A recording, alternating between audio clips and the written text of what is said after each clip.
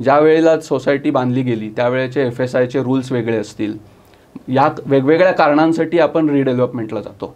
माझ्या पण नावात आहे आणि बायकोच्या पण नावात आहे. आणि मग जर हे स्प्लिट झाली तर आता स्प्लिटमध्ये दोन्ही फ्लॅटमध्ये दोघांचं नाव असू शकतं किंवा एक फ्लॅट स्पाऊसच्या नावाने आणि एक फ्लॅट दुसऱ्या स्पाऊसच्या नावाने असे आपण करू शकतो. तर हा क्लॉज दोघांसाठी ॲप्लिकेबल होणार.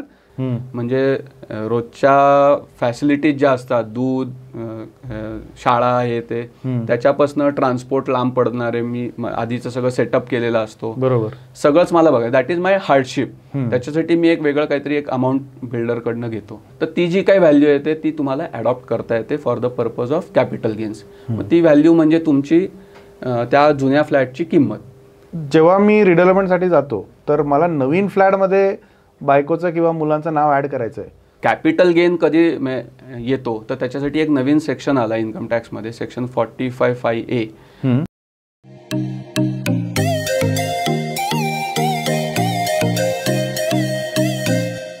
नमस्कार. आज रिडेव्हलपमेंट गुरुमध्ये आपण खूप महत्त्वाचा टॉपिक घेणार आहोत, जे आहे टॅक्सेशन. आणि याच्यासाठी आपल्या स्टुडिओमध्ये आलेले आहेत CA उन्मेष पटवर्धन. नमस्कार. सेकंड जनरेशन CA प्रॅक्टिस, आणि ते भरपूर डेव्हलपर्स, सोसायटी आणि भरपूर क्लायंटल यांचे टॅक्सेशन सांभाळतात. तर आम्हाला भरपूर प्रश्न येतात की रिडेव्हलपमेंटमध्ये टॅक्सचा काय फरक पडेल, आम्हाला टॅक्स भरावा लागेल का, नवीन घरात टॅक्स लागेल का, भाडं मिळतं त्याला टॅक्स लागणार आहे का, कॉर्पसला टॅक्स लागणार आहे का, बेटरमेंटला टॅक्स लागणार आहे का. तर या सगळ्यांवरती आपण चर्चा करायला आज जे आमचे गुरु CA आलेले ते त्यांच्याबरोबर आपण गप्पा मारणार आहोत. तर उन्मेष, थोडंसं एक इंट्रोडक्शन तुमच्याबद्दल, म्हणजे आमचे श्रोत्यांना समजेल की कोणाबरोबर आपण चर्चा करतोय. मी उन्मेष पटवर्धन. मी पहिल्यापासून CA झाल्यापासून प्रॅक्टिसमध्येच आहे. डायरेक्ट टॅक्स आणि इनडायरेक्ट टॅक्स याच्यावर फोकस करून टॅक्सेशन प्रॅक्टिस करतो. माझे वडील गोविंद पटवर्धन गेले 50 वर्ष याच फील्डमध्ये प्रॅक्टिस करतात. त्यांच्याबरोबरीनेच मी माझी प्रॅक्टिस सुरू केली आणि हळूहळू त्यांच्या मार्गदर्शनाखालीच मी माझी प्रॅक्टिस आता हळूहळू GSTमध्ये वाढवली आहे. अच्छा, म्हणजे सगळ्यात कॉम्प्लिकेटेड विषयामध्ये वाढवलेली आहे GST. तर रिडेव्हलपमेंटमध्ये मेजरली आम्हाला जे प्रश्न येतात ते पहिला प्रश्न आणि खूप महत्त्वाचा प्रश्न की माझं पहिले 500 स्क्वेअर फूटचा फ्लॅट होता, आम्हाला आता 600 स्क्वेअर फूट मिळणार आहे. तर हा स्ट्रेट ट्रान्झॅक्शनमध्ये एका मेंबरला टॅक्स लागतो का? आता पहिला प्रत्येक वेळेला रिडेव्हलपमेंट हा विषय आला की जेव्हा केव्हा माझ्याकडे क्लायंट येतात तेव्हा पहिला विषय असतो की आम्ही रिडेव्हलपमेंटला जातोय म्हणजे काय करतोय. तर जुना फ्लॅट आमचा आहे, आमचा राहता फ्लॅट आहे, तो आता जुना झालाय म्हणून आम्ही बिल्डरला बांधायला देतोय. आम्ही काही आमचे कुठले अधिकार सोडत नाहीये, आम्ही काही त्याचा सेल करत नाहीये. मग याच्यावर टॅक्स का यावा? मग पहिला बेसिक प्रश्न प्रत्येकाचा हा असतो. तर इन्कम टॅक्सचा विषय जेव्हा येतो तेव्हा तुम्ही जर त्याची डेफिनेशन बघितली तर इन्कम टॅक्समध्ये ट्रान्सफर याला महत्त्व दिलं गेलं आहे आणि ट्रान्सफरची डेफिनेशन सेक्शन 247 केलेली आहे. तर ट्रान्सफरमध्ये sale, exchange, relinquishment of asset, extinguishment of rights हे सगळं कव्हर केलेलं आहे. आता त्याच्यातले तुम्ही जर शब्द बघितले तर त्या सगळ्या ह्याच्यामध्ये हे अशा प्रकारच्या ट्रान्झॅक्शन, म्हणजे हा टिपिकल एक एक्सचेंज म्हणू आपण त्याला, की मी जुना फ्लॅट दिला आणि नवीन फ्लॅट घेतला. त्यामुळे अशा ट्रान्झॅक्शन्स इन्कम टॅक्समध्ये कव्हर होतात. आता दुसरा महत्त्वाचा मुद्दा म्हणजे कॅपिटल गेन्स. कॅपिटल गेन हा काही वेगळा विषय नाही आहे, it is part of the income tax. म्हणजे इन्कम टॅक्सच्याच विषयातलं, म्हणजे लोकांना असं वाटतं कॅपिटल गेन टॅक्स म्हणजे एक वेगळा प्रकारचा टॅक्स आहे. तसं काही नाही आहे. इन्कम टॅक्स ॲक्टच्या अंडर 5 इन्कम हेड्स आहेत: salary, house property, business profession, capital gains आणि अदर सोर्सेस. त्यामुळे हा कॅपिटल गेन हा इन्कम टॅक्सच आहे, फक्त आपण त्याला कॅपिटल गेन टॅक्स हे ओघाने म्हणतो त्याला, पण खरा तो इन्कम टॅक्सच आहे. म्हणजे हा जसं सॅलरी आहे तसं कॅपिटल गेन टॅक्स आहे. तो कॅपिटल गेन टॅक्स आता हे आपण पहिले बघितलं की एक्सचेंज झाल्यानंतर तो येतो. त्यामुळे कॅपिटल गेन झालाय का हे आधी बघितलं पाहिजे आणि त्याच्यानंतर टॅक्सेशनकडे गेलं पाहिजे. त्यामुळे पहिला मुद्दा आहे की आता मी जसं सांगितलं तसं की एक मी जुना फ्लॅट दिला आणि नवीन फ्लॅट घेतला, so that is an exchange. Exchange झाला म्हणजे ट्रान्सफरच्या डेफिनेशनमध्ये बसलं, म्हणजे तुम्ही त्या इन्कम टॅक्स ॲक्ट खाली कव्हर झालात. मग पुढचा प्रश्न येतो की मग हे टॅक्सेशन कसं होतं. तर कॅपिटल गेन्समध्ये दोन प्रकारचे टॅक्सेस असतात, एक लॉंग टर्म कॅपिटल गेन आणि एक short term capital gain. Long term capital gain म्हणजे ज्या ॲसेटचं होल्डिंग 2 वर्षापेक्षा जास्त आहे, 24 महिन्यापेक्षा जास्त आहे, त्याला आपण लॉंग टर्म कॅपिटल गेन म्हणतो. बाकीचे शॉर्ट टर्म कॅपिटल गेनमध्ये येतात. तर आता ह्या रिडेव्हलपमेंटमध्ये आत्ता आपण सुरुवातच केली तेव्हा म्हटलं की आमचा फ्लॅट जुना झाला म्हणून आम्ही तो रिडेव्हलपमेंटला दिला. सोसायटीनी रिडेव्हलपमेंटचा विचार केला. त्यामुळे नॉर्मल सर्कमस्टन्सेसमध्ये हे सगळे फ्लॅट हे लॉंग टर्म कॅपिटल गेनमध्ये कव्हर होतात. म्हणजे 2 वर्षापेक्षा जास्त तुमचं ऑलरेडी तिथे तुम्ही तो वापरलेला असतो. अनलेस कोणीतरी नवीन फ्लॅट घेतलाय आणि ट्रान्सफर घेतलं. करेक्ट. सो मी इन्व्हेस्टर म्हणून त्याच्यात मला लक्षात आलं की अरे ही बिल्डिंग जुनी झाली आणि मी इन्व्हेस्टर म्हणून फ्लॅट तिथे घेतला आणि तो जर इमिजिएटली रिडेव्हलपमेंटला स्कीम गेली तर तो शॉर्ट टर्ममध्ये मोडू शकतो. पण नॉर्मल सर्कमस्टन्सेसमध्ये तो लॉंग टर्म कॅपिटल गेन म्हणून कव्हर होतो. आता तो long term capital gain cover झाल्यानंतर तो तुमच्या इन्कम टॅक्स रिटर्नमध्ये तो दाखवणं गरजेचं आहे. कारण तो एक्सचेंज आहे, ट्रान्सफर आहे म्हणल्यावर कॅपिटल गेन झाला. मग त्याच्यानंतर प्रश्न येतो की तो कसा दाखवायचा, कधी दाखवायचा. आता आपण वळूया डेव्हलपमेंट ॲग्रीमेंटकडे. जेव्हा म्हणजे बाकीचं सगळं तुमचं कंप्लीट झालं आहे, आता तुम्हाला डेव्हलपमेंट ॲग्रीमेंट करायचं आहे. जेव्हा तुम्ही डेव्हलपमेंट ॲग्रीमेंट करता त्या दिवशी तुम्ही बिल्डरबरोबर ॲग्रीमेंट करून सांगता की आज आम्ही तुला ताबा देतोय आमच्या फ्लॅटचा आणि तुम्ही आम्हाला नवीन फ्लॅट बांधून द्या. तर बिल्डर का म्हणून बांधून देईल तुम्हाला उगाचच? तर आपल्या सोसायटीच्या अपेक्षा अशा असतात की मला त्याच्या बदल्यात एक चांगल्या फॅसिलिटीज मिळाल्या पाहिजेत. आधी लिफ्ट नसेल, मला आता लिफ्ट मिळेल. आधीचा फ्लॅट छोटा असेल, तो नवीन मिळेल. ज्या वेळेला सोसायटी बांधली गेली त्यावेळेचे FSIचे रूल्स वेगळे असतील. या वेगवेगळ्या कारणांसाठी आपण रिडेव्हलपमेंटला जातो. तर तेव्हा जर 1 FSI असेल, आज 2 झाला, 3 झाला, तर तुम्हाला एक्स्ट्रा FSIचा उपयोग करून चांगली बिल्डिंग, मोठी बिल्डिंग बांधता येते. म्हणून तुम्हाला बिल्डर ते त्याच्या बदल्यात ते बांधकाम करून देतो. सो सोसायटी जेव्हा फ्लॅट देते तेव्हा आपण बिल्डरला तो फ्लॅट देतो. बिल्डर आपल्याला त्याच्यामध्ये उदाहरण घ्यायचं झालं तर 500 स्क्वेअर फुटाचा माझा फ्लॅट आहे आत्ताचा एक्झिस्टिंग. तर आपण म्हणतो की बिल्डरला की आम्हाला तू 600 स्क्वेअर फुटाचा बांधून दे, 700 स्क्वेअर फुटाचा बांधून दे. त्याच्या बदल्यात आपण काही त्याला पैसे देत नाही. मग आपण त्याला काय देतो? तर त्याच्या बदल्यात आपण त्याला आपल्या सोसायटीमधला जो एक्स्ट्रा FSI असतो तो आपण त्याला देतो. तो so that FSI is transfer to the builder. आणि मग तो बिल्डर बाकी अजून बिल्डिंग बांधतो आणि ते जे नवीन फ्लॅट तयार करतो ते तो बाहेर विकतो आणि त्याच्यातून तो पैसे मिळवतो. ही बेसिक कन्सेप्ट आहे. त्यामुळे आता मी जर 500 स्क्वेअर फुटाचा फ्लॅट जर मला नवीन 600 स्क्वेअर फुटाचा मिळाला तर तो एक्सचेंज झाला. आणि मग व्हॅल्युएशनचा जेव्हा विषय येतो तेव्हा व्हॅल्युएशनमध्ये जेव्हा डेव्हलपमेंट ॲग्रीमेंट रजिस्टर होतो तेव्हा रजिस्टर होताना त्याच्यावरती स्टॅम्प ड्युटी भरायला लागते. स्टॅम्प ड्युटीचे वेगळे रूल्स आहेत. त्या स्टॅम्प ड्युटीमध्ये रेडी रेकनर व्हॅल्यू कशी काढायची ते दिलेलं आहे की जमिनीची किंमत किंवा कन्स्ट्रक्शन कॉस्ट प्लस बिल्डर तुम्हाला काय काय वेगवेगळे काही कॅश कॉम्पेन्सेशन असेल, मॉनिटरी कन्सिडरेशन, तर ते सगळं काढून ते व्हॅल्युएशन करायचं असतं. तर ती जी काही व्हॅल्यू येते ती तुम्हाला ॲडॉप्ट करता येते for the purpose of capital gains. मग ती व्हॅल्यू म्हणजे तुमची त्या जुन्या फ्लॅटची किंमत. आता म्हणजे पहिला भाग झाला आपला की मी जुना फ्लॅट दिला, सो तिथे माझा कॅपिटल गेन झाला. आता ती व्हॅल्यू माझी डिटरमाइन झाली, पण त्याच्यातून मला माझ्या खरेदीची किंमत वजा करता येते. सो इन्कम टॅक्स ॲक्ट खाली कॉस्ट ऑफ ॲक्विजिशन ज्याला आपण म्हणतो ती मला वजा करता येते. ती कॉस्ट ऑफ ॲक्विजिशन काय असते तुमची? ती युअर परचेस प्राईस, तुम्ही जी काही खरेदी किंमत असेल प्लस त्याच्यावर भरलेली स्टॅम्प ड्युटी किंवा त्यावेळेला भरलेलं ब्रोकरेज असेल. तो फ्लॅट जर मी 2001च्या आधी घेतला असेल तर आता इन्कम टॅक्स ॲक्टमध्ये 2001 हा एक बेस रेट धरला आहे. बेस रेटचा त्यांनी इंडेक्स 100 रुपये डिटरमाइन केला आहे. तर आत्ताचा आपण घेतला तर 350 आहे असं आपण धरू. तर म्हणजे 2001 पासून आत्तापर्यंत त्याची 3.5 पट किंमत वाढलेली आहे. तर ह्या वाढलेल्या किमतीचा इंडेक्सेशनचा बेनिफिट आपण घेऊ शकतो. म्हणजे उदाहरण झालं तर आपण समज 10 लाख रुपयाला फ्लॅट विकत घेतलाय 2001 साली, तर त्याची आजची किंमत 35 लाख रुपये आपल्याला डिडक्शन म्हणून क्लेम करता येते. म्हणून मग ते कॉस्ट ऑफ ॲक्विजिशन आणि 2001च्या आधीचं जर खरेदी असेल तुमची तर 2001ची व्हॅल्यू तुम्हाला काढायला लागेल आयदर बाय व्हॅल्युएशन किंवा स्टॅम्प ड्युटी रेकनर रेट त्यावेळेचा 2001चा, आणि मग ती तुम्हाला वजा करता येते. सो आता माझा जुना फ्लॅट मी बिल्डरला दिला, त्याचं मला व्हॅल्युएशन मिळालं, त्याच्यातून मी माझ्या cost of acquisition indexed cost of acquisition वजा केली. हे वजा केल्यानंतर जे काही माझ्याकडे आलं that is my capital gain. आता हा कॅपिटल गेन झाल्यानंतर मग आपण टॅक्सेशनकडे वळतो. की कॅपिटल गेन तर झालाय, आता ह्याच्यावर टॅक्स भरला पाहिजे का?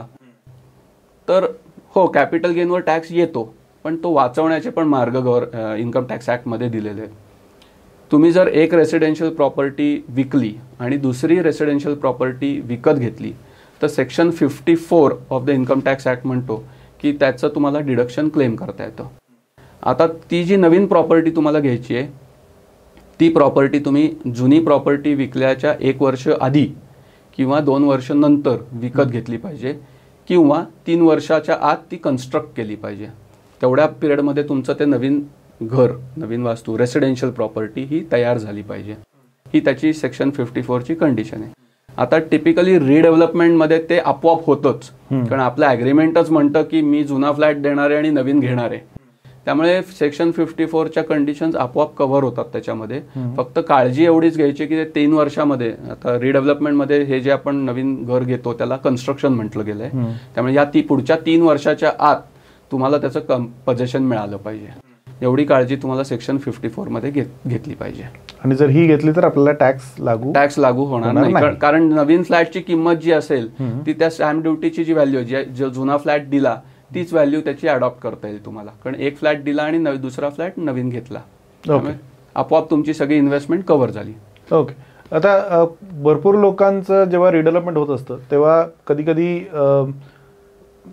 असे लोकेशन्स आहेत जिकडे भरपूर ॲडिशनल एरिया मिळतात, तेव्हा काही प्रश्न असं उभा राहतो की मला एवढं मोठं फ्लॅट नको, तर ह्या फ्लॅटचं मी 2 फ्लॅट करू शकतो का? किंवा एक फ्लॅट मी माझ्या नावाने ठेवेन, एक मी बायकोच्या नावाने ठेवेन किंवा मुलाच्या नावाने ठेवेन. तर जेव्हा फ्लॅट स्प्लिट होतो तर हा सेम सेक्शन परत लागू होतो की काही सेक्शन्स बदलतात आणि टॅक्स परत लागू होऊ शकतं? नाही, आता त्याच्यामध्ये सेक्शन 54 मध्ये एक अमेंडमेंट आली. पहिले तर एका फ्लॅटच्या जनरली एका फ्लॅटच्या बदल्यात 2 फ्लॅट मिळतात. पण आपण आता उदाहरण असं घेऊ की माझा आत्ताचा एक्झिस्टिंग फ्लॅटच 1000 स्क्वेअर फुटाचा आहे आणि मला त्याच्या बदल्यात नवीन फ्लॅट मिळणार आहे तो 2000 स्क्वेअर फुटाचा मिळणार आहे. 100 स्क्वेअर फूट 100% मला एक्स्ट्रा मिळणार आहे. तर मला 2000 स्क्वेअर फुटाचा काही फ्लॅट नको आहे आणि म्हणून मग मी काय करतो की तो फ्लॅट स्प्लिट करतो की ठीक आहे, एकाच्या बदल्यात मी 2 घेतो मेंटेनन्स आणि सगळ्यासाठी मला सोपं जाईल. तर सेक्शन 54 म्हणतो की एका फ्लॅटच्या बदल्यात एकच फ्लॅट घेता येतो, 1 फ्लॅट अगेन्स्ट 1 फ्लॅट. त्यामुळे असं स्प्लिट करता येत नाही. त्याला एकच एक्सेप्शन आहे की 2 कोटीच्या खाली जर त्याचं व्हॅल्युएशन असेल तर तुम्हाला हे करता येतं, सब्जेक्ट टू कंडिशन की तुमच्या आयुष्यात हे फक्त एकदाच करता येतं. ओके. परत तुम्हाला हा बेनिफिट वापरता येणार नाही. म्हणजे रिडेव्हलपमेंटचा बेनिफिट नाही, कुठला 2 फ्लॅटचा जो बेनिफिट गव्हर्नमेंटने दिलाय तुम्हाला की एकाच्या बदल्यात 2 फ्लॅट घेता येतील, तो तुम्हाला एकदाच वापरता येतो. त्याच्यानंतर परत कधी वापरता येईल, परत तुमच्या दुसरीकडे कुठे रिडेव्हलपमेंट चालू आहे तर तिथे तुम्हाला तो वापरता येणार नाही बेनिफिट. ओके. पण याच्यात कधी कधी काय करतात की कधी कधी नॅचरली असतं की हे 2 लोकांच्या नावाने असतं, म्हणजे जॉईंट ओनर, माझ्या पण नावात आहे आणि बायकोच्या पण नावात आहे. आणि मग जर हे स्प्लिट झाली तर आता स्प्लिटमध्ये दोन्ही फ्लॅटमध्ये दोघांचं नाव असू शकतं किंवा एक फ्लॅट स्पाऊसच्या नावाने आणि एक फ्लॅट दुसऱ्या स्पाऊसच्या नावाने, असे आपण करू शकतो. तर हा क्लॉज दोघांसाठी ॲप्लिकेबल होणार, जॉईंट ॲप्लिकेबल होणार की वेगवेगळे ॲप्लिकेबल होणार? आता ह्याच्यामध्ये थोडंसं इन्कम टॅक्स ॲक्ट रिडेव्हलपमेंट सोडून बाकीचे थोडेसे सेक्शन्स आपल्याला बघायला लागतील. पहिल्यापासून जर फ्लॅट नॉर्मली आपल्याकडे सवय अशी आहे की आता मी जर फ्लॅट विकत घ्यायला गेलो तर ओघांनी मी माझ्या बायकोचं नाव त्याच्यात घालतो की माझं कन्व्हिनियन्स म्हणून, एक काही सिक्युरिटी म्हणून धरा, काही कारणाने. तर माझी बायको काही करत नाही, शी इज अ हाऊसवाईफ, पैसे सगळे मीच घालतो पण नाव तिचं होतं. तर इन्कम टॅक्स ॲक्टमध्ये जनरली असं नवरा बायको जेव्हा असा फ्लॅट विकत घेतात तेव्हा कन्सिडरेशन कोण देत आहे हे बघितलं पाहिजे. तर कन्सिडरेशन सगळं माझ्याकडनंच फ्लो होत आहे, तर तो माझ्या इन्कम टॅक्स ॲक्टसाठी तो फ्लॅट माझ्या इन्कम टॅक्स रिटर्नमध्ये दाखवला गेला पाहिजे. सो त्याचं जेव्हा मी त्याच्यावर समज लोन घेतलेलं असतं त्या काळी, त्या लोनचा पूर्ण बेनिफिट मी घेतलेला असतो. So for the purpose of income tax 100% flat belongs to me. पण तेच जेव्हा मी विकत घेतला तेव्हापासून मी आणि माझ्या बायकोनी दोघांनी मिळून अर्धे पैसे घातलेत, दोघांनी मिळून लोन घेतलंय, दोघांनी त्याचे डिडक्शन्स क्लेम केले आहेत. समज तो भाड्याने कधी दिला गेला असेल तर दोघांनी त्याचं भाडं दाखवलंय. सो अशा वेळेला माझा तो फ्लॅटमध्ये दोघांचेही शेअर आहेत आणि ते 50-50 होऊ शकतात. मग तो डिपेंड्स, तो रेशो काय असेल, 50-50 आहे, 60-40 आहे, डिपेंडिंग अपॉन मी किती त्याच्यामध्ये इन्व्हेस्टमेंट केली आहे. तर आपण उदाहरण म्हणून 50-50 घेऊया. तर आता माझा एकच फ्लॅट आहे ज्याच्यामध्ये मी आणि माझी बायको दोघंही ओनर आहोत आणि 50-50 शेअर होल्डर आहोत. 50-50 ओनरशिप राईट्स आहेत माझ्याकडे त्या फ्लॅटचे. आता जेव्हा मी रिडेव्हलपमेंटला जातो तेव्हा या 50%चा मला एक फ्लॅट मिळू शकतो, या 50%चा माझ्या बायकोला एक फ्लॅट मिळू शकतो. अशा केसमध्ये तो 1-to-1च धरला जाईल. ओके. सो हा टॅक्स प्लॅनिंगचा भाग झाला. आणि फक्त रिडेव्हलपमेंटच्याच वेळेला तुम्ही असं करू शकता का? नाही. तर त्याच्यासाठी तुम्ही आधीपासनं हे सगळं केलेलं असलं पाहिजे इन्कम टॅक्स रिटर्नमध्ये. आज एकदम अचानक रिडेव्हलपमेंट समोर आली आणि टॅक्स प्लॅनिंग म्हणून मी ते स्प्लिट केलं आणि दाखवलं तर तसं होणार नाही. कारण पहिल्यापासून हा जेव्हा तुम्ही फ्लॅट विकत घेतलाय तेव्हापासून त्याची ट्रीटमेंट तुम्ही इन्कम टॅक्स ॲक्टमध्ये किंवा रिटर्नमध्ये तुमच्या काय दिली आहे हे पण तेवढंच महत्त्वाचं आहे. पण जेव्हा मी रिडेव्हलपमेंटसाठी जातो तर मला नवीन फ्लॅटमध्ये बायकोचं किंवा मुलांचं नाव ॲड करायचं आहे, तर आत्ता केलेलं जास्त बरं, राईट? बिकॉज डेप्रिशिएटेड व्हॅल्यूमध्ये मला गिफ्ट डीड किंवा स्टॅम्प ड्युटी भरावं लागेल आणि नवीन झाल्यानंतर ते जास्त किमतीत मला भरावं लागेल. तर हा एक एस्टेट प्लॅनिंगचा पण पार्ट होतो की म्हणजे मला काही झालं तर बायकोचं नाव असेल किंवा मुलांचं नाव असेल वगैरे. तर हे करू शकतो की आपण कसं आहे ते? नाही, अगदी खरं आहे. जेव्हा रिडेव्हलपमेंटला फ्लॅट जातो तेव्हा प्रत्येक जण विचार करतो माझ्या मुलांचा पुढे त्याच्यात त्यांना फ्लॅट मिळावा किंवा मला 2 मुलं आहेत त्यांना ते पुढे आपोआप मिळावं, त्याला त्रास होऊ नये त्यांना माझ्या पश्चात. तर हा तुमचा ह्याचा प्लॅनिंगचा विषय, टॅक्स प्लॅनिंगचा विषय. तर अशा केसमध्ये जिथे मला 2 फ्लॅट घ्यायचे आहेत पण मला त्याची गरज नाही आहे आता आणि एखादा फ्लॅट मला किंवा मला 2 मुलं आहेत, 2 मुलांना ते 2 फ्लॅट द्यायचे आहेत, तर अशा केसमध्ये मी सुरुवातीलाच म्हणजे रिडेव्हलपमेंटचं ॲग्रीमेंट व्हायच्या आधीच गिफ्ट डीड करून त्याच्यातला एक शेअर मी प्रपोर्शनेट शेअर किंवा मला जेवढं काय द्यायचं आहे तेवढा शेअर मी तेवढा ट्रान्सफर करू शकतो.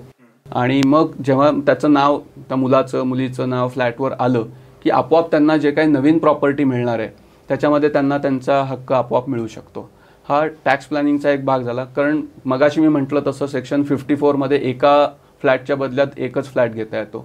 मग तुम्हाला एरिया जास्त मिळतोय, तुमचा बंगला आहे, बंगला रिडेव्हलपमेंटला चालला आहे, बंगल्यामध्ये मला 3 फ्लॅट मिळत आहेत, 4 फ्लॅट मिळत आहेत एका बंगल्याच्या बदल्यात. मग त्या केसमध्ये तुम्ही हा विचार करू शकता की एक फ्लॅट मी माझ्यासाठी ठेवीन, एक फ्लॅट एका मुलाला देईन, एक फ्लॅट एका मुलीला देईन. अशा प्रकारे तुम्ही त्याचं प्लॅनिंग करून म्हणजे रिडेव्हलपमेंट ॲग्रीमेंट व्हायच्या आधीच हे सगळं तुम्ही प्लॅनिंग करून त्याच्यामध्ये त्यांचे rights, ownership rights gift deed through आणू शकता आणि मग त्याच्याप्रमाणे तुम्ही त्याचा टॅक्स वाचवू शकता, इन्कम टॅक्स. ओके. आणि काही लोकांना हा पद्धत वापरायची कारण जनरली त्यांना आवडतं आणि काही लोकांना असं वाटतं की आता रिडेव्हलपमेंट होऊन जाऊ द्या, माझ्या नावाने येऊन जाऊ द्या आणि त्याच्यानंतर विल थ्रू पास ऑन करायचा. ओके. तर विलमध्ये आय थिंक जे मी समजतोय की त्यांचा हक्क आत्ता येत नाही. जर मालकाला काही झालं त्याच्यानंतर हे ऑटोमॅटिकली पास होतो, पण तिकडे टॅक्सचं काही इन्सिडन्स येत नाही. बरोबर. Will is not a transfer. त्यामुळे विल थ्रू मी ट्रान्सफर करू शकतो पण त्याचे हक्क माझं जर विल असेल तर माझ्या पश्चात माझ्या बेनिफिशियरी जे असतील त्यांना ते मिळतात, आत्ता मिळत नाहीत. ओके. सो हा टॅक्स प्लॅनिंगचा भाग नाही आहे. विल हा टॅक्स प्लॅनिंगचा भाग नाही, तो सक्सेशनचा प्लॅनिंग आहे, सक्सेशन प्लॅनिंग आहे. आपण जो रिडेव्हलपमेंटच्या ह्याच्यात जे बघतोय ते काय आहे, ते मला फ्लॅट आत्ताच मला जास्त एरिया मिळतोय, तो जास्त एरिया मी स्प्लिट कसा करू त्याच्यासाठी जर तुम्हाला करायचं असेल तर मग गिफ्ट डीड हा एक चांगला मार्ग तुम्हाला विचार करता येईल त्याचा. ओके. आता तिसरी व्हेरिएशन आहे की माझा फ्लॅट आहे आणि रिडेव्हलपमेंट नंतर तिकडे काही कमर्शियल ॲस्पेक्ट्स पण निघणार आहे, म्हणजे रिटेल किंवा ऑफिसेस असे. तर याच्यात आता 2 केसेस आहेत. एक आहे की माझ्याकडे आता फ्लॅट आहे म्हणजे रेसिडेन्शियल युनिट आहे आणि त्याला मी कमर्शियल युनिटला कव्हर करतोय. आणि दुसरी बाजू आहे की माझं आता कमर्शियल युनिट आहे आणि त्याला मी आता रेसिडेन्शियल युनिटला कव्हर करतोय. तर या 2 केसमध्ये टॅक्स कुठे लागेल आणि कसं लागेल? चांगला प्रश्न आहे. बरेच जण असा विचार करतात की रेसिडेन्शियल फ्लॅट माझ्याकडे जो रिडेव्हलपमेंटला चाललाय त्याच्याबरोबर माझ्याकडे अजून 2-3 रेसिडेन्शियल फ्लॅट आहेत, अजून एक घेऊन काय करू, त्यापेक्षा मी शॉप घेतो, त्याच्यातून मला कमर्शियल व्हॅल्यू मिळेल, मला रेंटवर देता येईल, चांगलं भाडं मिळेल. पण एक लक्षात घ्या की मी मगाशी सांगितलं तसं सेक्शन 54 जो आहे इन्कम टॅक्स ॲक्ट खालचा, तो असं सांगतो की एक रेसिडेन्शियल हाऊस, जुनं रेसिडेन्शियल हाऊस देऊन दुसरं तुम्ही नवीन रेसिडेन्शियल प्रॉपर्टी घेतली तरच तुम्हाला सेक्शन 54चं एक्झम्पशन ऍप्लिकेबल आहे. त्यामुळे अशा केसमध्ये आत्ता जे पहिलं उदाहरण आपण घेतोय की माझं रेसिडेन्शियल हाऊस, रेसिडेन्शियल प्रॉपर्टी आहे आणि मी शॉप घेतोय, कमर्शियल प्रॉपर्टी घेतोय, तर त्या केसमध्ये हा सेक्शन 54 ऍप्लिकेबल होत नाही. म्हणजे तुम्हाला टॅक्स लागू. त्यामुळे माझं जेव्हा टॅक्स कॅल्क्युलेशन होतं तेव्हा कॅपिटल गेन त्याचा माझा रेसिडेन्शियल प्रॉपर्टी जी मी विकली आहे जुनी त्याचं व्हॅल्युएशन होईल, त्याच्यातून मला इंडेक्स कॉस्ट वजा होईल, मग माझा लॉंग टर्म कॅपिटल गेन आला. त्या लॉंग टर्म कॅपिटल गेन मधनं मला या शॉपचं डिडक्शन मिळणार नाही आणि त्यामुळे त्या लॉंग टर्म कॅपिटल गेनवर ऍप्लिकेबल टॅक्स रेट जो असेल त्याच्याप्रमाणे तुम्हाला टॅक्स भरावा लागेल. हे झालं residential property to commercial property. याच्यात एक अजून एक प्रश्न आहे, जनरली टॅक्स लागू होतो जेव्हा माझ्याकडे काहीतरी पैसे येतात. ओके, म्हणजे मी विकलं, मला पैसे आले आणि त्या पैशातनं मी टॅक्स गव्हर्नमेंटला भरतो. या केसमध्ये माझ्या हातात पैसे आले नाही आहेत तरी मला भरावा लागेल की जेव्हा मी शॉप विकीन तेव्हा मला भरावं लागेल? नाही, आता मी मगाशी सांगितलं तसं जुना फ्लॅटचा तुमचा ट्रान्सफर झाला का? हो, तर झाला. त्यामुळे ज्या दिवशी तुमचं development agreement you have entered into development agreement त्या दिवशी ट्रान्सफर कम्प्लीट झाला for the purpose of income tax आणि त्या दिवशी तो कॅपिटल गेन आला. त्यामुळे तुम्हाला पैसे मिळाले नाही मिळाले हा इन्कम टॅक्सचा विषय नाहीये. ओके, इन्कम टॅक्स ऍक्ट बघत नाही तुम्हाला ऍक्च्युअल पैसे बँकेत जमा झाले का नाही झाले. ओके, इन्कम टॅक्स ऍक्ट हा डॉक्युमेंटवर चालतो. ट्रान्सफर कधी झाला, ट्रान्सफर ज्या दिवशी झाला, ज्या वर्षात झाला त्या वर्षात तुम्हाला तो कॅपिटल गेन टॅक्स भरावा लागेल. पहिल्या आता आपण जे उदाहरण घेतलं त्या केसमध्ये. आता जे दुसरं उदाहरण आहे की ज्याच्यात माझं जुन्या बिल्डिंगमध्ये खाली दुकान आहे आणि आता मला दुकान नकोय, मला रेसिडेन्शियल फ्लॅट हवाय.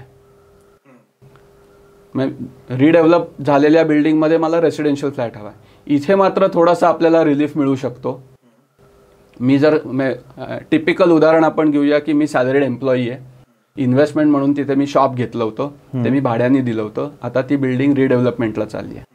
आता मी विचार करतोय नाही आता शॉप बीप काय नको, आपल्याला चांगला फ्लॅट मिळतोय तो फ्लॅट घेऊया आपण. तर हे मी रेंटलवर तो शॉप दिलेलं होतं. तर अशा केसमध्ये बेसिकली मला सांगायचं हे असं की ते शॉप जे आहे ते माझं स्टॉक इन ट्रेड नाहीये, बिझनेस ॲसेट नाहीये ती. ओके, तर ते जेव्हा शॉप मी पर्सनल ॲसेट आहे, सो ते जेव्हा शॉप मी रेसिडेन्शियल हाऊस रेसिडेन्शियल प्रॉपर्टीमध्ये कन्व्हर्ट करतो तेव्हा कॅपिटल गेन येतो का? तर येतो. कारण जसं मी आधी सांगितलं तसं शॉपवरचा कॅपिटल गेन आला, शॉपचं व्हॅल्युएशन करायचं, त्याच्यातून कॉस्ट ऑफ ॲक्विजिशन वजा करायची, मग माझा कॅपिटल गेन आला. आता तो मी रिइन्व्हेस्ट केलाय नवीन हाऊस प्रॉपर्टीमध्ये, तर त्याला सेक्शन 54 नसून 54F ऍप्लिकेबल होतो. ओके, सेक्शन 54F असं सांगतो की जर तुम्ही एखादी asset which is not a residential property other than a residential property any asset तुम्ही जर विकली असेल आणि त्याच्या बदल्यात तुम्ही जर रेसिडेन्शियल प्रॉपर्टी घेतली असेल तर तुम्हाला सेक्शन 54Fचं डिडक्शन मिळू शकतं. त्याच्या कंडिशन्स बऱ्याच आहेत, त्या कंडिशन्स तुम्हाला फुलफिल करायला लागतील. ओके, आता म्हणून सांगतो मी एक बेसिक कंडिशन अशी आहे की ज्या दिवशी तुमचं हे ट्रान्सफर झालं कम्प्लीट, म्हणजे हे शॉप विकलं तुम्ही बिल्डरला दिलं रिडेव्हलपमेंटसाठी, त्या दिवशी तुमच्याकडे तुमचं एक घर सोडून एक्स्ट्रा घर नको. म्हणजे हे नवीन जे मिळेल ते दुसरं असेल. ओके, त्यामुळे एक असेल, तुमच्याकडे 2 फ्लॅट असतील तर हा सेक्शन ऍप्लिकेबल होत नाही. ओके, सेक्शन 54F जेव्हा ऍप्लिकेबल करायचं असेल त्या दिवशी तुमच्याकडे एकच घर पाहिजे. ओके, त्या अशा केसमध्ये तुम्ही जर ते कॅपिटल गेन जो आलेला आहे तो जर तुम्ही रेसिडेन्शियल प्रॉपर्टीमध्ये इन्व्हेस्ट केलं तर तुम्हाला त्याचं डिडक्शन मिळू शकतं, मग त्याला कॅपिटल गेन येणार नाही. तर जर माझं रेसिडेन्शियल प्रॉपर्टी असेल आणि ते रेसिडेन्शियल टू रेसिडेन्शियल कन्वर्ट होतंय तर ते सेक्शन 54 मध्ये येईल. बरोबर. पण माझं कमर्शियल असेल आणि मी रेसिडेन्शियलला गेलो तर सेक्शन 54F बरोबर खालती मी एक्झम्पशन घेऊ शकतो. आणि दोन्ही केसेसमध्ये जे नवीन प्रॉपर्टी तुम्हाला रेसिडेन्शियल फ्लॅट जो नवीन मिळणार आहे तो पुढची 3 वर्ष तुम्ही विकू शकत नाही. ओके, ते सगळ्यात महत्वाचं आहे, ते लक्षात ठेवलं पाहिजे. कारण तुम्ही जर पुढच्या 3 वर्षात तो जो फ्लॅट विकला, हे जे हा जो डिडक्शन क्लेम केलंय तुम्ही आता ते पूर्ण टॅक्सेबल होईल. ते पूर्ण टॅक्सेबल होईल ज्या वर्षात तुम्ही तो विकाल त्या वर्षात. ओके, आता याच्यात काही टाइमलाईन्सचं कन्फ्युजन नको म्हणून मी हे प्रश्न विचारतोय की हा जो डेट आहे ट्रान्सफरचा, हा डेव्हलपमेंट अग्रीमेंटचा डेट आहे की PAAचा डेट आहे? म्हणजे माझं इंडिव्हिज्युअल फ्लॅटचं रजिस्ट्रेशन होतं ते डेट घ्यायचं की सोसायटी जेव्हा डेव्हलपमेंट अग्रीमेंट करते? कारण हा 2 कधी कधी वेगळं असू शकतात. तर कुठली डेट ट्रान्सफर डेट समजायची? नाही, ज्या दिवशी तुम्ही बिल्डर बरोबर डेव्हलपमेंट ॲग्रीमेंट करता हां that is the date of transfer. पण कॅपिटल गेन कधी येतो तर त्याच्यासाठी एक नवीन सेक्शन आला इन्कम टॅक्समध्ये, सेक्शन 45(5)(a), ज्याच्यामध्ये त्यांनी असं टिपिकली प्रॉब्लेम काय होत होता की मी मगाशी सांगितलं असं, मी जुना फ्लॅट दिला त्याच्या बदल्यात मला नवीन फ्लॅट मिळणार आहे, तो मला नवीन फ्लॅट कन्स्ट्रक्शन करून 3 वर्षात मिळाला पाहिजे. अशा केसेसमध्ये 3 वर्षाची कंडिशन एक तर तुमच्या ॲग्रीमेंटमध्ये पाहिजे, नाही नसेल तर तुम्हाला तसा क्लॉज घातला पाहिजे की काय समज 3 वर्षात मला पोझिशन नाही मिळालं तर त्याच्यावर टॅक्स येणार आहे तुम्हाला, मग तो टॅक्स कोणी बेअर करायचा. तर हे सगळे प्रॉब्लेम्स इन्कम टॅक्स ॲक्टमध्ये होते. त्याच्यासाठी नवीन सेक्शन आला 45(5)(a). तर तो असं म्हणतो की तुम्ही टॅक्स हा जो कॅपिटल गेन झाला आहे तो तुम्ही ज्या वर्षामध्ये तुम्हाला पोझिशन मिळणार आहे फ्लॅटचं त्या वर्षामध्येच तुम्ही तो दाखवा म्हणून.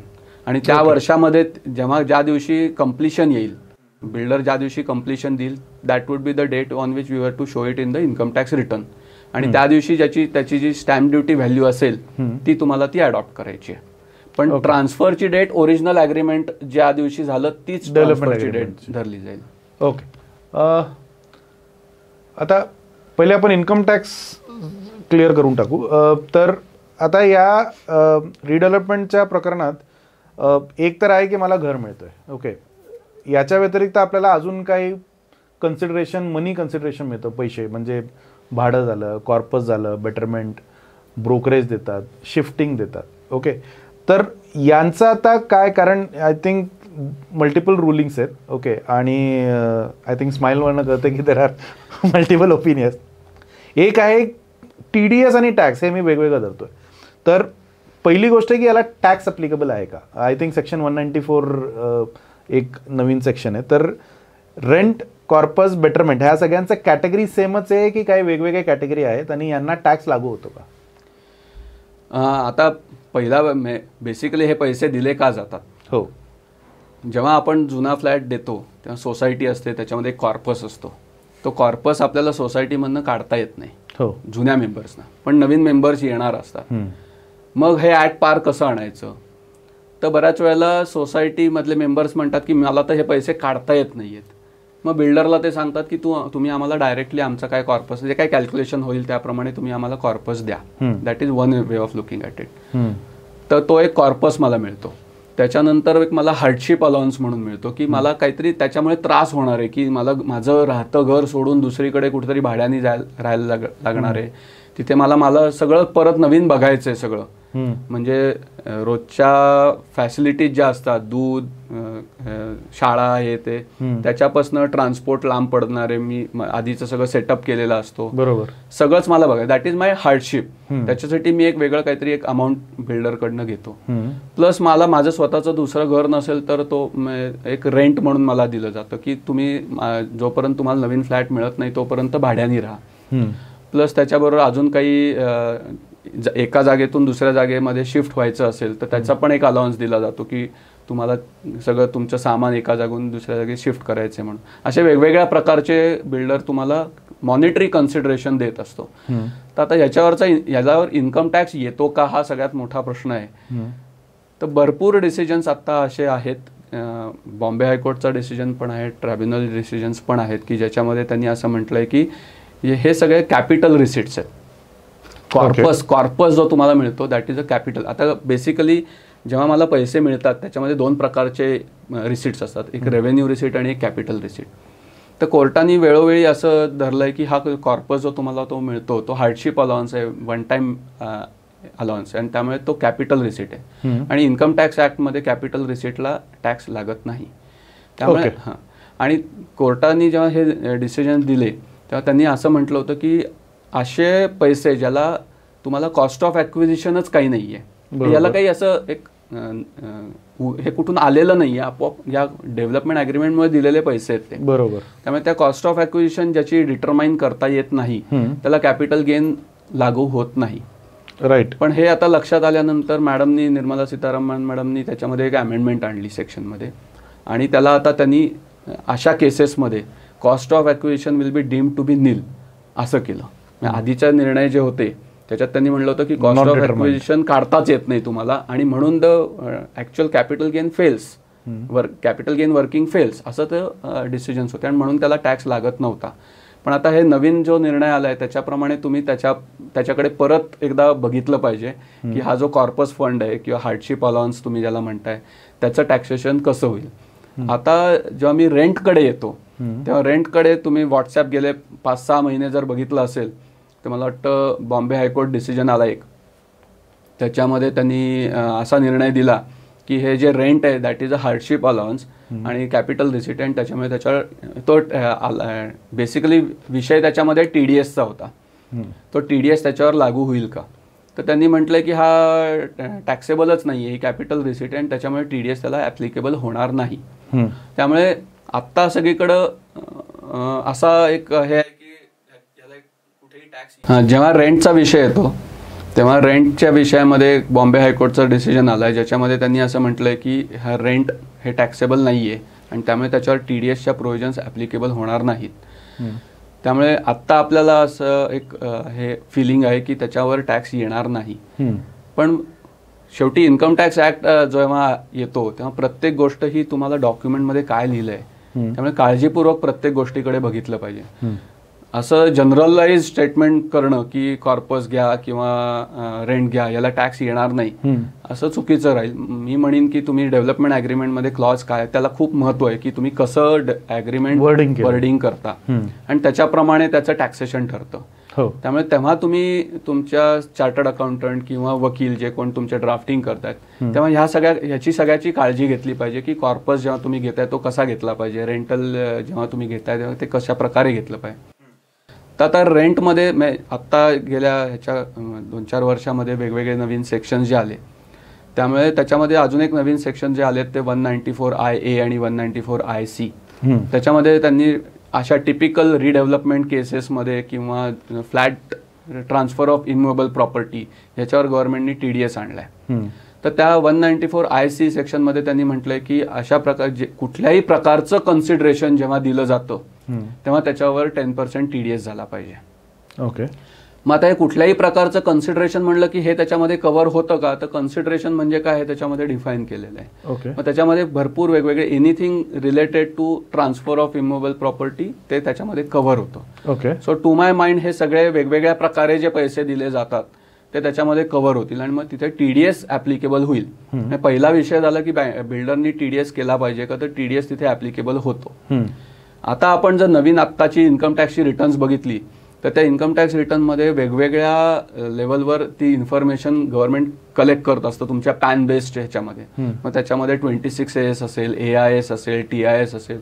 एकदा तुम्ही डेव्हलपमेंट ॲग्रीमेंट रजिस्टर केलं की ते AIS रिपोर्टला रिपोर्ट होतं. तसंच जेव्हा TDS कट होतो तेव्हा तो पण तुमच्या 26AS मध्ये कव्हर होतो. त्यामुळे एखाद्या कॉर्पसवर किंवा एखाद्या रेंटवर जर TDS कट झाला असेल तर ते तुमच्याकडे रिपोर्ट झालेलं आहे. त्यामुळे आता तुम्हाला त्याची काळजी घेणं गरजेचं आहे. एकदा तुमचं रिपोर्ट झालं की ते रिपोर्ट झाल्यानंतर इन्कम टॅक्स रिटर्नमध्ये आलं का पाहिजे का, तर आलं पाहिजे. एक्झम्प्ट आहे का टॅक्सेबल आहे हा प्रत्येकाने आपापला डिसिजन घ्यावा डिपेंडिंग अपॉन काय तुमचं ॲग्रीमेंट कसं झालं आहे याच्याप्रमाणे. पण ते तुम्ही तिथे डिक्लेअर केलं पाहिजे. डिक्लेअर नाही केलं तर 100% तुम्हाला नोटीस येणार आहे कारण तिथे मिसमॅच येईल. डेव्हलपमेंट ॲग्रीमेंट रजिस्टर झालं की मामलेदार कचेरीतून तुमच्या AIS रिपोर्टला ते रिपोर्ट होणार आहे की अशा व्हॅल्यूचं तुम्ही सेल केलं आहे. तसंच TDS जेव्हा कट होणार आहे तेव्हा ते 26ASला येणार आहे. मग इन्कम टॅक्स रिटर्नमध्ये तुम्ही दाखवताना ते इन्कम टॅक्सेबल दाखवायचं आहे, रेंटल हे टॅक्सेबल दाखवायचं आहे का एक्झाम दाखवायचं आहे, हा तिथे विषय येतो. तर आता बॉम्बे हायकोर्ट तिथे काय म्हणतं, बॉम्बे हायकोर्टनी तेव्हा सांगितलं की हा तुमचा तुम्हाला जे काही पैसे मिळतात ते त्याच्यामध्ये त्यांनी हार्डशिप अलाउन्स असं म्हटलेलं होतं. आता हार्डशिप अलाउन्स म्हणून जर तुम्हाला जर पैसे मिळाले असतील तर ते एक्झम्प्ट आहेत. आता या अनुषंगाने तुम्ही तुमची ॲग्रीमेंट्स कशी करायची हे बघितलं पाहिजे. आता रेंटमध्ये पण वेगवेगळे प्रकार असतात की माझं स्वतःचं दुसरं घर आहे, मी भाडं घेतलं बिल्डरकडनं पण मी माझ्याच घरात राहतोय, सो मी काही खर्च करत नाहीये, सो तिथे टॅक्सेबल होईल का नाही, मला हार्डशिप पडतोय का नाही पडतोय. किंवा मी भाडं घेतलं म्हणजे समज मला 20,000 रुपये बिल्डरनी भाडं दिलं आणि ते मी भाडं दुसरीकडे दिलं आणि मी दुसरीकडे भाड्याने राहायला गेलो. तर आपण पहिल्यापासून काय करत आलोय की other sources, income from other sources या हेडखाली ते रेंटल इन्कम दाखवतो, त्याच्यातून रेंट पेड मायनस करतो आणि नेट टॅक्सेबल 0 म्हणतो. सो इफेक्टिव्हली आपण त्याच्यावर काही टॅक्स भरत नाही. सो आयदर 2 केसेसमध्ये जिथे मला 20,000 रुपये भाडं मिळालंय आणि मी 20,000 रुपये भाडं दिलंय किंवा 20,000 पेक्षा जास्त दिलंय, त्या दोन्ही केसेसमध्ये टॅक्सेबल होणार नाही. तिसरी जी केस आहे की जिथे मला भाडं मिळतंय पण मी ते काही खर्चच करत नाहीये कारण माझं स्वतःचं घर आहे जवळपास आणि तिथे मी राहायला गेलोय, तर अशा केसमध्ये तुम्हाला केस टू केस बेसिसवर ठरवायला पाहिजे असं माझं मत आहे. म्हणजे तेवढं सिम्पल नाहीये की बॉम्बे हायकोर्टनी सांगितलं म्हणून ते पूर्णपणे एक्झाम झालं का, तर नाही, थोडंसं तुम्हाला त्याच्यात ॲग्रीमेंटचा कसं तुम्ही ड्राफ्ट केलाय, काय शब्द वापरले त्याच्याप्रमाणे ते टॅक्सेशन ठरेल. ओके, म्हणजे याच्यात आय थिंक सगळ्यात महत्त्वाचा जे पॉईंट मला समजून येतोय की डेव्हलपमेंट अग्रीमेंट ड्राफ्टिंगच्या वेळेस हे सगळी काळजी घेतली पाहिजे. खूप महत्त्वाचं आहे. आणि त्याच्या अनुषंगाने टॅक्स होणार की नाही होणार हे त्याच्यानंतर डिटरमाइन. तर आय थिंक जे महत्त्वाची गोष्ट आहे की डेव्हलपमेंट अग्रीमेंट ड्राफ्टिंगच्या वेळेस सोसायटीनी आणि घर मालकांनी दोघांनी एक सीएचं ओपिनियन की ड्राफ्टिंगमध्ये ही टॅक्सेबल आहे की नाही आहे, करायचे की नाही करायचं याच्याप्रमाणे वर्डिंग्स ड्राफ्ट करून घ्यावं आणि त्याच्यानंतर त्यांनी डेव्हलपमेंट अग्रीमेंट साईन करावं. गुड. तर हा इन्कम टॅक्सचा मेजरली पार्ट झाला. आता येऊया तुमच्या एक्सपर्टीजकडे, विच इज जीएसटी. ओके, तर याच्यात 2 प्रकारचे मुद्दे आहेत जे आम्हाला प्रश्न येत असतात आणि आय थिंक ते दोन्ही आपण कव्हर केलं तर बरं राहील. एक आहे जीएसटी मेंबर्ससाठी ज्यांना फ्लॅट देऊन फ्लॅट मिळणार आहे, आणि थोडंफार कारण ॲग्रीमेंट करताना नेगोशिएशन करताना जीएसटी डेव्हलपरलाही लागू पडते. तर आय थिंक हे दोन्ही कव्हर करू. स्टार्टिंगला आपण मेंबर्सचं पार्ट घेऊया की जर माझं 500 स्क्वेअर फूटचं घर आहे, मला 600 स्क्वेअर फूटचं मिळणार आहे. ओके, फर्स्ट केस. सेकंड केस आहे माझं 500 स्क्वेअर फूटचं घर आहे, मला 600 स्क्वेअर फूट मिळणार आहे आणि मी अजून 100 स्क्वेअर फूट विकत घेतोय, तर मला 700 स्क्वेअर फूट मिळते. थर्ड केस, 500 स्क्वेअर फूट आहे, मला 600 मिळणार आहे आणि काही कारणाने मी अजून एक फ्लॅट विकत घेतोय, म्हणजे 600चं मी 2 घेतोय. एक माझं फ्री एलिजिबिलिटी आहे आणि एक मी अजून विकत घेतोय. तर या 3 केसमध्ये जीएसटी काय काय लागू पडेल? आता जीएसटीचा जेव्हा विषय येतो तेव्हा जीएसटीमध्ये 2017 पासून पहिल्या काळात इन्कम टॅक्सचा जर आधार घ्यायचा झाला तर मी जसं म्हणलं की ट्रान्सफर होतं.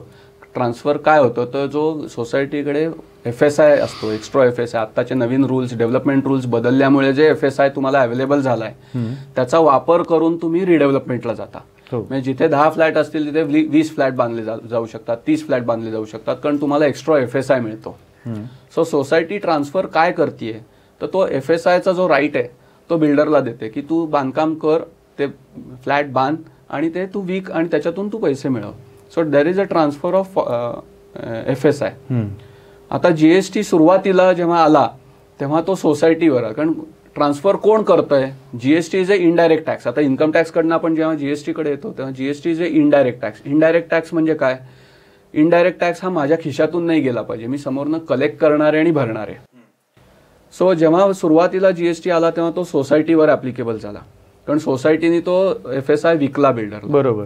आता प्रश्न जेव्हा असा आला की बिल्डर बरोबर जेव्हा डेव्हलपमेंट ॲग्रीमेंट झालं तेव्हा त्याची व्हॅल्यू खूप मोठ्या प्रमाणात होती आणि त्याच्यावर 18% FSIच्या व्हॅल्यूवरचा 18% जीएसटी हा भरायचा तर कोणी भरायचा आणि एवढे पैसे आणायचे कुठून, कारण अजून तर काही स्कीम चालू झाली नाहीये, विकले गेले नाहीत फ्लॅट, हे बरेच कॉम्प्लिकेशन झाली. त्यामुळे 1 एप्रिल 2019ला ह्याच्यामध्ये चेंज झाला. चेंज असा झाला की आता तो जो काही टॅक्स आहे तो सोसायटीने भरायच्या ऐवजी तो बिल्डरवरलाच त्याची जबाबदारी सोपवली. त्याला आपण रिव्हर्स चार्ज मेकॅनिझम म्हणू. रिव्हर्स चार्ज मेकॅनिझम मध्ये आधीच्या केसमध्ये बिल्डरनी ते पैसे सोसायटीला द्यायचे होते आणि सोसायटीने तो टॅक्स भरून टाकायचा होता. आता बिल्डरच तो टॅक्स भरणार आहे. त्यामुळे त्याच्यावरचा टॅक्स येतो का जीएसटी तर येतो. तो कोणी भरायचा आहे? तो बिल्डरनी भरायचा आहे. ओके. आता पुढच्या मेंबरच्या सोसायटीनी भरायच्या ऐवजी बिल्डरच स्वतःहून भरणार आहे. ओके. आता बिल्डरनी भरायचं आहे म्हणल्यावर बिल्डर म्हणला की आता तर मी स्कीम सुरू केली आहे, आता किती भरायचं आहे मला कुठे माहिती आहे, त्याचं व्हॅल्युएशन कसं काढायचं, तर त्यांनी गव्हर्नमेंटनी व्हॅल्युएशनचे रूल्स केले. त्याच्यामध्ये बिल्डरला सांगितलं की तू ज्या दिवशी डेव्हलपमेंट ॲग्रीमेंट करतोस त्या दिवशी तो टॅक्स भरण्याची काही गरज नाही, तो तुम्ही नंतर भरा.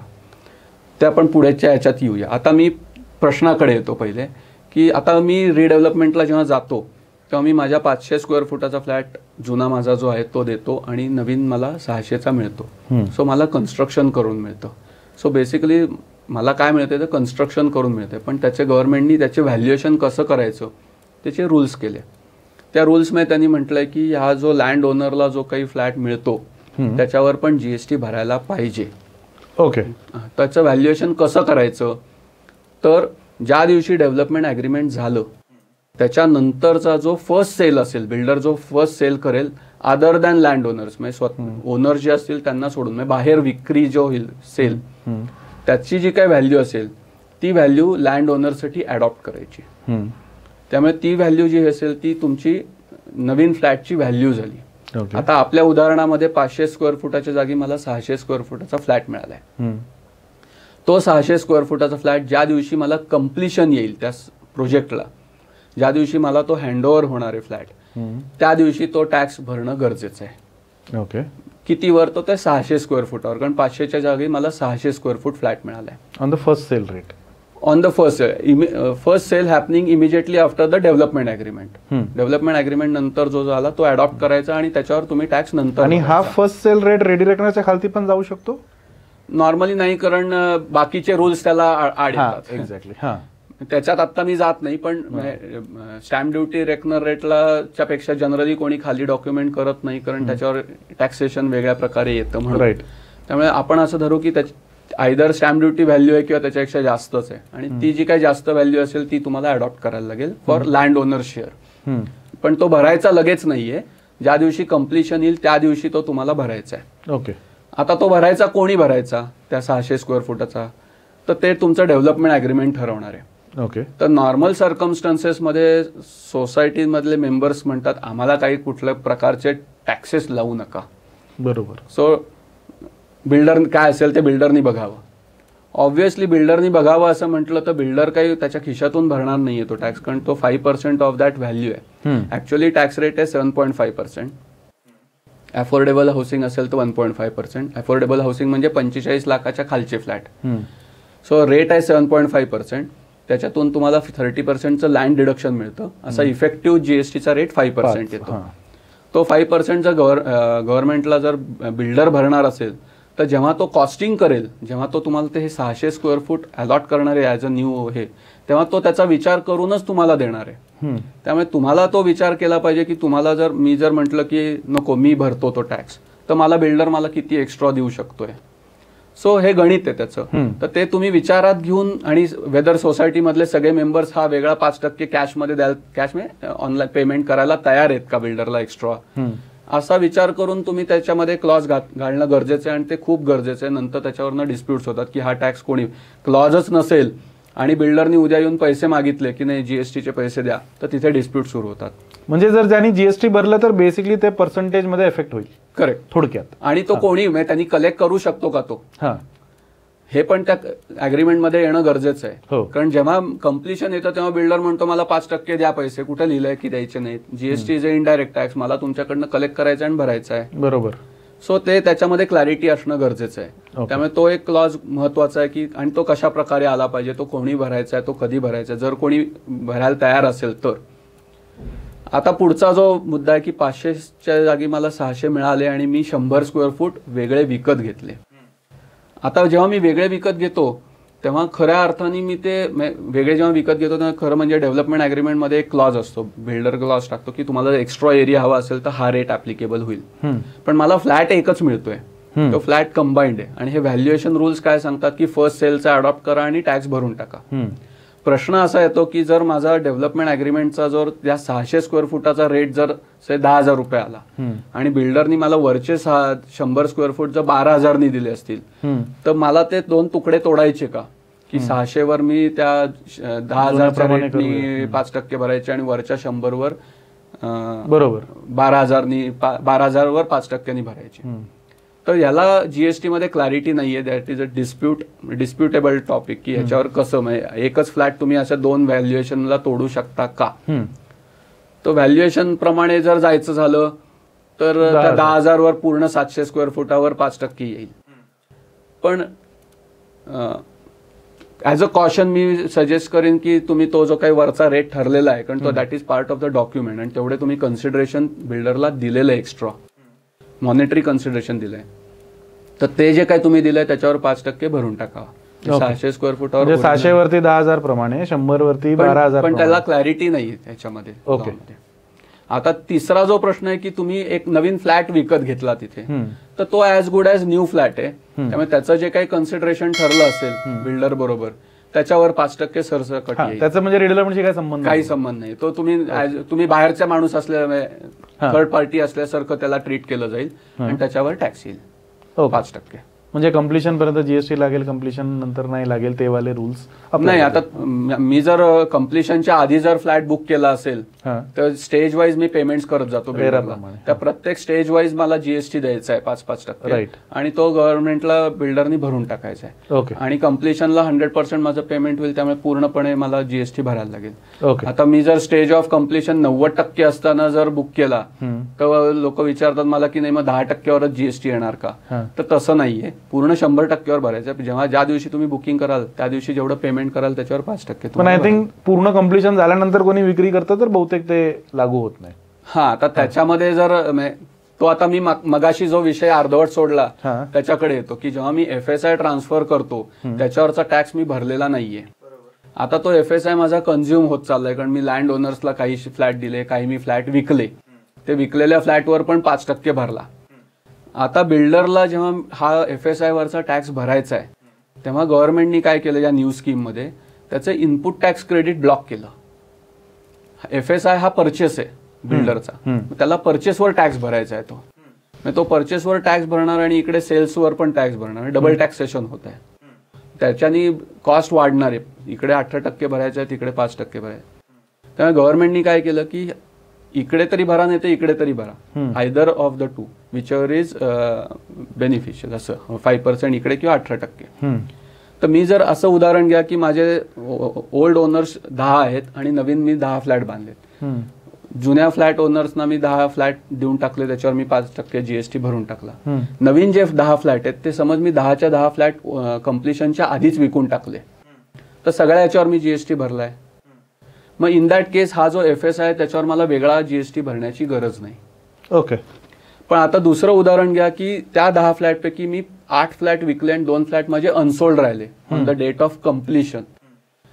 तर आता जीएसटीचा रूल काय सांगतो की ज्या दिवशी कम्प्लिशन सर्टिफिकेट येतं त्याच्यापासून जवळचा जो तुमचा लास्ट सेल असेल तो ती व्हॅल्यू अडॉप्ट करा, ती व्हॅल्यू त्या अनसोल्ड फ्लॅट्सला ऍप्लिकेबल करा आणि त्याच्यावर 5% जीएसटी तुम्ही भरून टाका. तो जो FSI जो असतो त्याच्या बदल्यात. सो इन इफेक्ट तुम्ही त्या अनसोल्ड प्रॉपर्टीवरचा 5% सुद्धा बिल्डर भरून टाकतो. ओके.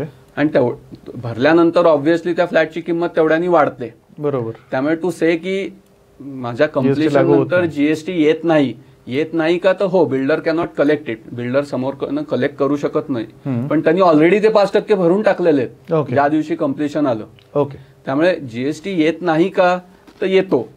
पण मी जर नवीन फ्लॅट विकत घ्यायला गेलो तर builder cannot demand GST from me separately. कारण ते डायरेक्ट कोरिलेशन दिसत नाही की मला हे भरायचं आणि याच्यातनं जीएसटी. करेक्ट. तो कॉस्टिंग मध्येच ते ऍडजस्ट करून घेतो त्याच्या फ्लॅटच्या किमतीमध्येच. ओके. त्यामुळे तो जीएसटी त्याच्यामध्ये कव्हर होऊन जातो आपोआपच.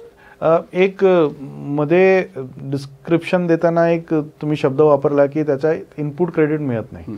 तर कन्स्ट्रक्शन कॉस्ट वरती जे जीएसटी भरतात त्याला पण बहुतेक इनपुट क्रेडिट नाहीये, राईट? डेव्हलपर लोकांसाठी नाही. त्याचं कॉस्टिंग मध्ये काय इफेक्ट पडतो त्याच्यात, म्हणजे कन्स्ट्रक्शन कॉस्ट आणि याच्यामध्ये?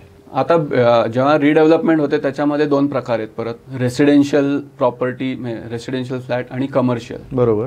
तर जिथे रेसिडेन्शियलचा विषय आता जो आपण प्रिडॉमिनेंटली डिस्कस करतोय रेसिडेन्शियल ह्याच्यामध्ये, तिथे बिल्डरला इनपुट टॅक्स क्रेडिट मिळत नाही. What is input tax credit? Input tax credit म्हणजे बिल्डर जे काही खरेदी करतोय, मग त्यात सिमेंट असेल, स्टील असेल, वाळू असेल, ब्रिक्स असतील, अनेक प्रकारचे हे लेबर असेल, तसं FSI आता आपण जो बोलू, या सगळ्यावर जीएसटी लागतो. तो जीएसटी हा त्याचा बिल्डरचा इनपुट टॅक्स झाला, इनपुट कॉस्ट झाली. पण नवीन स्कीम मध्ये गव्हर्नमेंटनी 5% जेव्हा रेट आला हा रेसिडेन्शियल फ्लॅट्सला, तेव्हा त्यांनी सांगितलं की ठीक आहे तुम्ही 5% इकडे आउटपुटवर भरा, पण इनपुटचा तुम्हाला जीएसटी मिळणार नाही. सो हा जो काही इनपुट कॉस्ट आहे ही सगळी बिल्डरची ही कॉस्ट झाली. आधी त्याला क्रेडिट मिळायचं त्याचं, आता ती कॉस्ट झाली. त्यामुळे टू दॅट एक्सटेंट त्याचे खर्च वाढले. 18% घ्या, 12%. इफेक्टिव्ह रेट जर म्हटलं सगळ्यात साधारण काढायचं झालं तर साधारण 12-15% इफेक्टिव्ह रेट येतो. बरोबर. त्यामुळे तेवढ्यानी बिल्डरची कॉस्ट वाढली आहे. त्याला इनपुट टॅक्स क्रेडिट आता मिळत नाहीये. त्यामुळे ऑब्व्हियसली त्याचा इम्पॅक्ट त्याच्या कन्स्ट्रक्शन कॉस्टवर झालेला आहे. त्यामुळे जेव्हा बिल्डर त्याच्या दृष्टीने, आता मी जर बघायचं झालं तर मला जर कॉस्टिंग करायचं असेल तर मला ही कॉस्ट पण त्याच्यामध्ये धरली पाहिजे की माझी इनपुट कॉस्ट किती वाढली आहे या जीएसटीमुळे आणि त्याचं इनपुट टॅक्स क्रेडिट गेलंय म्हणून. ओके. जर मी कमर्शियल स्कीम करत असलो तर तिथे मात्र मला इनपुट टॅक्स क्रेडिट पूर्णपणे अवेलेबल आहे. ओके. त्यामुळे पण तिथे रेट ऑफ टॅक्स 18% आहे, 5% आहे. इफेक्टिव्ह रेट ऑफ टॅक्स 12% आहे. कारण रेट ऑफ टॅक्स 18%, त्याच्यातून लँड डिडक्शन 30% वजा झालं की 12% टॅक्स येतो. ओके. सो तिथे 12% त्याला भरायचं आहे, पण इनपुट क्रेडिट पण मिळणार आहे. मग त्याला त्याचं कॉस्टिंग केलं पाहिजे की 12%तून माझी कॉस्ट कमी होऊन किती होणार आहे आणि मग मला इफेक्टिव्ह रेट काय मिळणार आहे. अंडरस्टँड. त्यामुळे ही स्कीम तुमची कमर्शियल आहे का रेसिडेन्शियल आहे ह्याच्याप्रमाणे बिल्डरच्या बाजूने विचार करायचा झाला तर त्याला कॉस्टिंग मांडावं लागेल आणि मग ठरवायला लागेल की त्याचा रेट काय येतोय. ओके. आय थिंक प्रश्न आमच्याकडे जेवढे होते ते आय थिंक कव्हर झालेले आणि आय थिंक ऑडियन्सला खूप आवडेल की कारण टॅक्स हा खूप महत्त्वाचा मुद्दा आहे आणि आय थिंक आईन्स्टाईननी याला 8th wonder of the world सांगितलं आहे की taxation is the 8th wonder of the world आणि त्यांना पण समजत नाही. सो आय थिंक म्हणून ते महत्त्वाचा मुद्दा होता आणि छान प्रकारे तुम्ही कव्हर केला.